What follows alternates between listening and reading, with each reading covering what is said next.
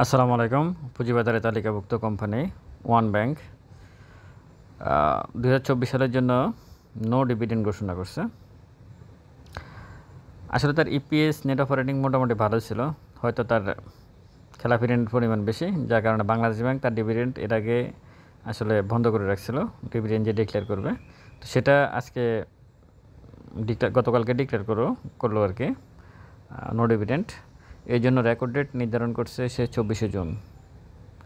One bank 2024 সালের জন্য no dividend ঘোষণা করছে, আর এই জন্য সে রেকর্ড ডেট নির্ধারণ করছে 24শে জুন। তবে তার কোয়ার্টার ওয়ানের ইপিএসটা পজিটিভ আসছে, ভালো আসছে। আজকে প্রায় 8-9% মতো কমে গেছিলো, এখন মনে হয় 7% চলতেছে এই মুহূর্তে সেটার প্রাইস। আপনারা দেখতেই পাচ্ছেন গ্রাফসে যে অনেকটা নিচে চলে আসছে। তবে ওয়ান ব্যাংক তার প্রিভিয়াস যে ইয়েটা সেখানে কিন্তু সে মোটামুটি ভালোই আছে। আগের যে সাপোর্ট জোন, ওই সাপোর্ট জোনে এখন পর্যন্ত সে কিন্তু আছে। আশা করি এর নিচে আর যাওয়ার সম্ভাবনা কম। ভালো থাকবেন। আসসালামু আলাইকুম।